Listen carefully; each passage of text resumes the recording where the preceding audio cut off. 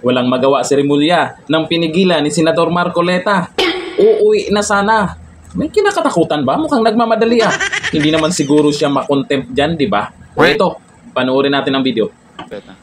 Just to manifest for the record, Mr. Chair, that this afternoon, during the wait, 1 minute lang, boss. At lunch, Mr. Chair, we took advantage of the presence of the Secretary of Justice.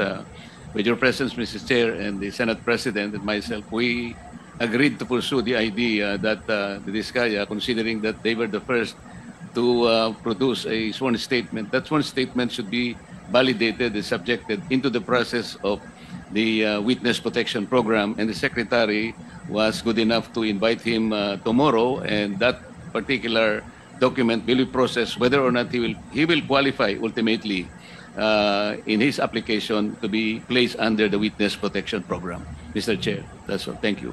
Thank you. That is between the Secretary of Justice. Secretary Remulla, we may excuse him if there are no questions. Mr. Chairman, I have a few questions for the Secretary. Senator Bang. May I ask my questions to the Secretary? They're just a few. Go ahead, please. Okay. Secretary Remulla, magandang hapon. Magandang hapon po. Welcome po sa Senado. Senator Bongo, kasi siya yung... Okay lang? Sige, thank you. Thank you, Senator Go. Secretary Remulla, maaari po bang magbigay kayo ng update pagdating sa mga kaso na na-file na o ipa-file pa natin sa mga kasabwat dito sa napakalaking korupsyon na nangyayari sa ating bansa? Yung mga final po kasi ni Secretary Dizon went straight to the Ombudsman. So hindi po namin hawak yon. Ang ginagawa po namin ngayon, we have collated 5 cases already to the NBI, and then nag-meeting po kanina sa DOJ about the cases that we will be filing very soon on this matter. And these are the ghost projects. Yun po yung aming inuna. So uunahin niyo po yung ghost project. Isusunod po ninyo pagkatapos ng investigasyon ni Secretary Dizon yung mga severely substandard. Yes, sir. The substandard will come next.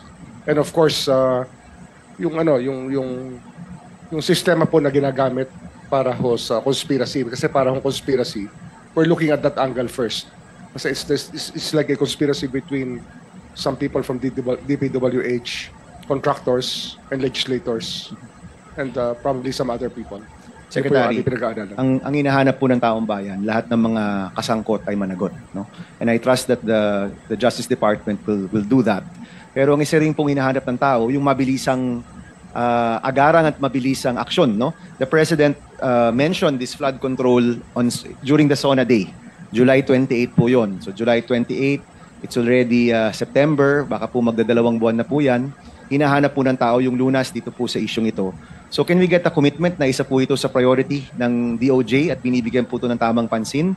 At yung corruption pong nakikita natin ay mahanapan po natin ng tamang solusyon at yung mga managot ay talagang makulong at makasuhan? We make that commitment to the Filipino people. Hindi ho namin pababayaan ang kasong to. At ito po we will pursue it to the very end. Hindi ho kami matutulog dito. Like that, what we do with the other cases, talagang minamatsyag po namin, tsaka tinatsaga po namin ang bawat araw para ma-build up namin ang cases. Kasi ang kailangan po talaga case build up. Pag hindi po na case build up yan, mawawala po yung kaso. Kailangan po nakahanda pong ebidensya and always ready for trial when we file it. Yes. Chairman, last 2 questions. Unang-una, may timeline po ba kayo? May internal timeline po ba kayo ng pag-file ng mga kaso sa mga nasangkot po dito? At pangalawa, ano po yung inyong working relationship with the ICI?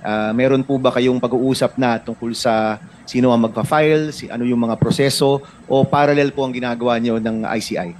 Ano ho yan? Kasi ang mangyayari po dito, we are also the prosecutorial arm of the Ombudsman. Kaya ang ICI po, ng kanilang mga findings will go to us for proper disposition. And of course, some of them will go straight to the Ombudsman. But at the same time, yung aming pong research, provide namin sa kanila para wala hong duplication, so they can have their findings faster. Kasi para hindi na ho sila pa ulit-ulit. Yung aming pong nahanap na, papavalidate namin sa kanila para mag-share na lang po kami ng resources. So meron na pong working relationship? Hindi pa ho kami nag-uusap, pero madali na po yung kasi kaibigan ko naman po si Babe Singson.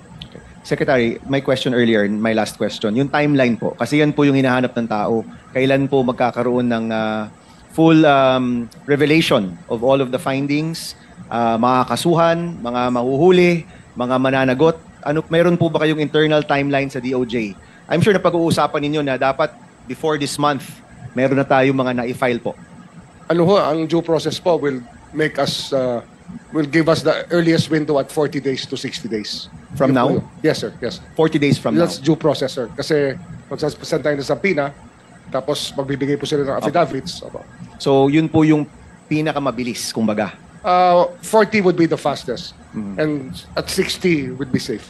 And Secretary, so thank you for that, Secretary. Pero siguro po mungkahi ng mungkahi ko at palagay ko po ito rin mungkahi ng mga kasama ko, sana po sa mabilisang panahon talagang makita ho natin na may nakasuhan na lahat ng mga nasangkot po dito, hindi lang po iilan. Salamat po.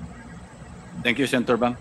So the Secretary of Justice is excused. Maraming salamat po. Mr. Chair, Yes, Senator Marcoleta.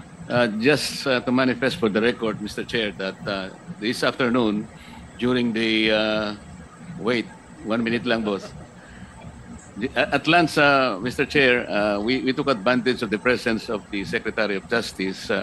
With your presence, Mrs. Chair, and the Senate President and myself, we agreed to pursue the idea that the Diskaya, considering that they were the first to produce a sworn statement, that sworn statement should be validated and subjected into the process of the Witness Protection Program, and the Secretary was good enough to invite him tomorrow, and that particular document will be processed whether or not he will qualify ultimately in his application to be placed under the Witness Protection Program. Mr. Chair, that's all. Thank you. Thank you. That is between the Secretary of Justice or the Justice Department, particularly the Witness Protection Program Office, and Mr. and Mrs. Diskaya. Thank you. Thank you. Maraming salamat po, Secretary Boying. Salamat po. Salamat. Due process daw, oh. Eh, ano yung ginawa nila kay dating Pangulong Duterte? Due process din ba yun? Naku, dapat may makasuhan na. Hindi yung tatagal pa, abutin pa ng ilang buwan bago makasuhan ang mga buhaya. Eh, sa bagay, tiwala lang tayo kay Remulla. Eh, mukhang mabait naman dyan. Sinagot ng maayos ang katanungan nila Senator Marcoleta. Yun nga lang, kontento ba kayo sa paliwanag niya? Ito ang komento ng mga netizen. Sabi ni Alejandro Acabado, takot si Remulla makontempt sa Senado. Kasi nagmamadali. Baka hindi naman yun yung dahilan. Baka akala niya ay hindi na siya tatanungin dyan. Aalis na sana. Buti nandyan si Senador Marcoleta na pinigilan siya. Sabi ni Kasam Laina, takot sila pag si Senador Marcoleta ang magtatanong. Galing talaga. Ibalik sa Blue Ribbon Committee kasi paikot-ikot lang ang ginagawa ni Lacson sa investigasyon. Kahit nasasangkot or guilty ang nagtatanong, kasuhan na yan. Iba yung diskarte ni Senator Lacson dyan kung paano niya imbestigahan yan.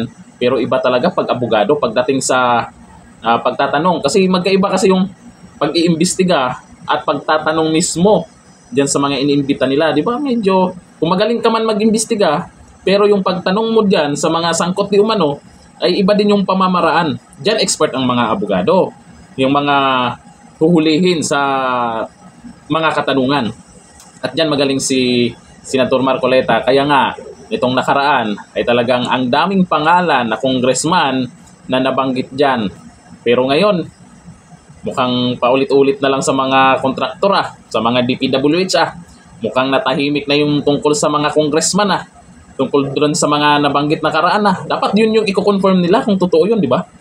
Ay, depende naman yan. Diskarte nila yan. Sila yung leader dyan sa Blue Ribbon Committee. Hindi na si Senator Marcoleta. Pero kahit paano, nandyan pa rin siya. Kaya maraming nakaabang. Kasi naman, nandyan pa rin siya. Nandyan naman yung ginawa niya. Diba? Mismong si Remulla, hindi nakauwi. Pinigilan niya. Dito na lang. Thank you.